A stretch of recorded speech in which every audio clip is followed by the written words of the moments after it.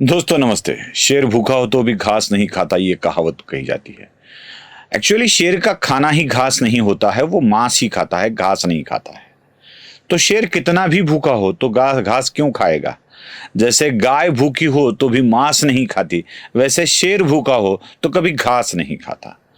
अब ये कहावतें इसलिए बता रहा हूं कि महाराष्ट्र की राजनीति में कुछ लोगों के लिए ऐसी ही कहावतें बनाई गई है।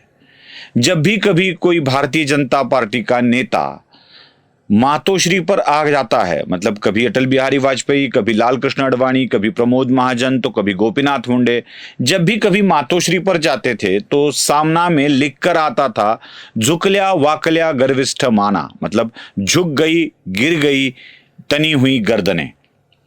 अब ये लिखकर सामना ये जताने की कोशिश कर रहा था कि शेर कभी झुकता नहीं है। ये टाइटल लगता है ना, प्यार कभी झुकता नहीं। वैसे प्यार भी झुकता है भैया, प्यार प्यार के सामने झुक जाता है। राज ठाकरे ने इसी झुकावट के बारे में सब कुछ बता दिया है। हालांकि राज ठाकरे का इरादा अलग था, राज ठाकरे कुछ अलग ही बता रहे थे।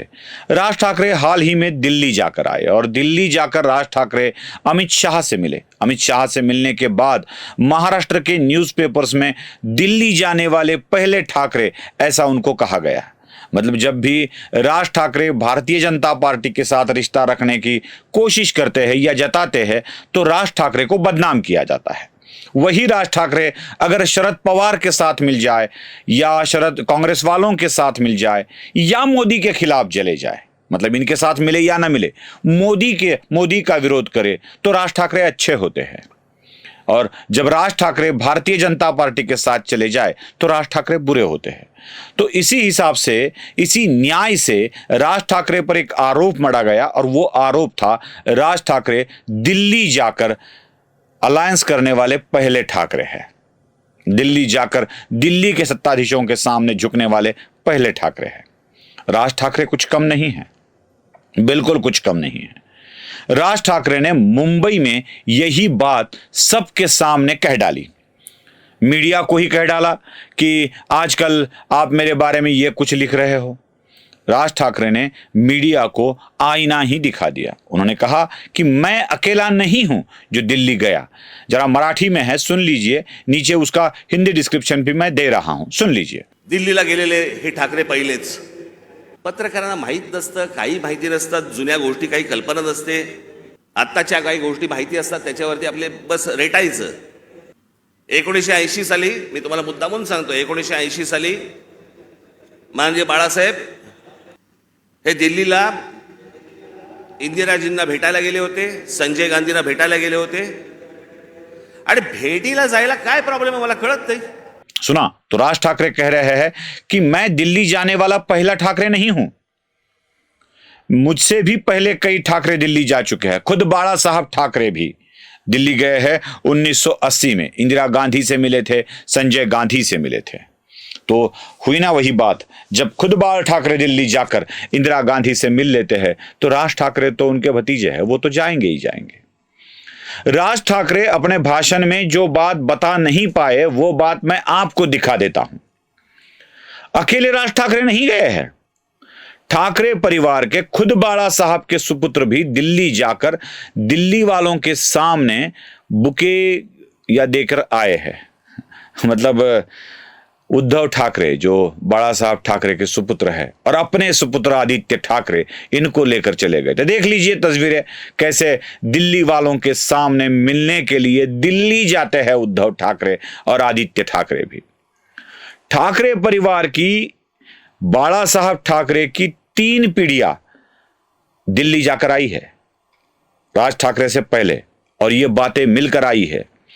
किसी से मिलने के लिए दिल्ली जाना कोई गलत बात नहीं है। मैं आरोप नहीं लगा रहा हूं, ना बाल ठाकरे पर आरोप लगा रहा हूं, ना उद्धव ठाकरे पर आरोप लगा रहा हूं, ना आदित्य ठाकरे पर आरोप लगा रहा हूं। किसी को मिलने जाना है, किसी से बात करनी है तो हर बार बुलाना ठीक नहीं होता है। हर बार बुलाना आओ आओ ऐसे ठीक नहीं होता है, कभी कभी मिलने को जाना पड़ता है। खास करके बाल ठाकरे की इंदिरा गांधी वाली मुलाकात तो उस वक्त की थी जिस वक्त पूरे देश में शिस्त का पर्व, अनुशासन का पर्व लग गया था। ठाकरे के लिए, ठाकरे जो कहते थे उसके लिए बात कर रहा हूं मैं। अनुशासन पर्व मतलब जिसको मराठी में आनी बाणी और आपातकाल की स्थिति कहते हैं, वो लागू कर दिया गया था। उसमें शिवसेना का पक्ष रखने के लिए, शिवसेना इस अनुशासन पर्व के खिलाफ नहीं है, यह बताने के लिए बाल ठाकरे दिल्ली गए थे। तो बाल ठाकरे भी दिल्ली जाकर आए हैं। ये ऐसी बात है ना, दिल्ली जाना, ये जब दूसरा चला जाए तो बताया जाता है। अरे ये बात छोड़ दीजिए, मैं आपको और कुछ तस्वीर दिखा देता हूं। संजय राउत है ठाकरे परिवार के सबसे लाडले, सबसे चहीते और सबसे अच्छे। वो तो दिल्ली जाना ही पड़ता है उनको, क्योंकि संसद दिल्ली में है, दिल्ली जाना ही पड़ता है। जब दिल्ली जाते हैं तो क्या करते हैं, शरद पवार के लिए वरिष्ठ नेता बोलकर उनकी कुर्सी लेकर जाते देते हैं। देख लीजिए, मैं मन की बात नहीं कह रहा हूं, मैं क्यों प्रधानमंत्री नहीं हूं मन की बात करने के लिए। वो शरद पवार को अपनी कुर्सी भी देकर दौड़े दौड़े चले जाते हैं। तो दिल्ली वालों के सामने भागे भागे जाना ये इनकी फितरत का हिस्सा है। बस आरोप लगा रहे हैं राज ठाकरे के ऊपर, इसलिए क्योंकि राज ठाकरे भारतीय जनता पार्टी को समर्थन देने की बात कर रहे हैं। ये कभी झुकते नहीं हैं, ये कभी दिल्ली जाते नहीं हैं, ये अपने वो सामने ही लोगों को झुकाते हैं। ये जो बातें हैं ना, ये बिल्कुल अफवाहें हैं, मनगढ़ंत कहानियां हैं। अपने नेता की प्रतिमा का मंडन करने के लिए ये थोपी गई अफवाहें हैं। और इस अफवाह का खंडन, जिसका मंडन किया गया था, उस अफवाह का खंडन भारतीय जनता पार्टी के एक वरिष्ठ नेता और केंद्रीय मंत्री राव साहेब दानवे ने किया था। उन्होंने मराठी में जो कुछ कहा था उसका हिंदी अनुवाद भी मैं नीचे दे रहा हूं, सुन लीजिए, मजा आ जाएगा आपको। तेव्हा तर मुख्यमंत्री झाले ना, झुकणार नाही, वाकणार नाही, मुंडके खाली घालून तिथे गेले आणि सरकारमध्ये सामील झाले। झुकणं नाही म्हणतं काय, आयुष्य उभं आयुष्य काँग्रेसवर आणि राष्ट्रवादी काँग्रेसवर टीका करण्यामध्ये बाळासाहेबांनी घातलेलं आहे। उद्धव ठाकरेचे जुने भाषणं केले तर त्यांनी सुद्धा केलेलं आहे। आणि मग सरकारमध्ये झुकून नाही गेलं तर कसे गेले, झुकणार नाही वाकणार नाही, झुकले बी वाकले बी, आणि आता झोपाची बळी आली, आता काय झुकाचं आणि वाकाचं राहिलंय। आया मतलब ये झुके भी, ये भी हुए, बौने भी हुए और सो भी गए, ऐसा कह रहे हैं वो। झुकले भी, वाकले भी, झोपले भी। राव साहब की ये मराठी भाषा का अनूठा अनूठा अंदाज है, वो बड़ी ही ग्राम्य भाषा में बात करते हैं राव साहब दानवे। तो उन्होंने यहां तक कह डाला कि शिवसेना सो भी गई। सो भी गई का मतलब है मराठी में झोपले, इसका मतलब अलग होता है। मराठी में झोपले, सो गए, इसका मतलब किसी के साथ सो गए ऐसा नहीं होता है। वो सो गए, वो खत्म हो गए, वो नींद में चले गए, बेहोशी के आलम में चले गए, ऐसा उसका मतलब होता है। तो ये भी कह डाला राव साहब दानवे ने। मतलब बात साफ है कि जब भी अपने ऊपर आती है तो ठाकरे दिल्ली गए हैं, ठाकरे दिल्ली जाते हैं, ठाकरे दिल्ली में जाकर झुकते भी है, लेकिन आरोप मढ़ा जाता है सिर्फ राज ठाकरे के ऊपर, क्योंकि राज ठाकरे बस भारतीय जनता पार्टी को समर्थन कर रहे हैं। मैं इसका एक प्रूफ भी आपको देता हूं। मराठी मीडिया की दो खबरें आपको दिखा रहा हूं। एक खबर है इंडियन एक्सप्रेस की, लोक सत्ता की, जो इंडियन एक्सप्रेस समूह से आता है। उसमें राज ठाकरे का करिश्मा खत्म होने को आया है, ऐसी खबर आई है, देख लीजिए वो भी, जिसमें राज ठाकरे अब खत्म होने की कगार पर है, उनका करिश्मा खत्म होता जा रहा है, ये बात कह डाली। मतलब राज ठाकरे अगर बीजेपी को समर्थन देते हैं तो उनका करिश्मा खत्म हो जाता है। दूसरी एबीपी की खबर दिखा रहा हूं मैं आपको, उस पर लिखा गया है कि जैसे ही राज ठाकरे ने भारतीय जनता पार्टी को समर्थन दे दिया, वैसे ही राज ठाकरे के साथी उनको छोड़कर चले जा रहे हैं।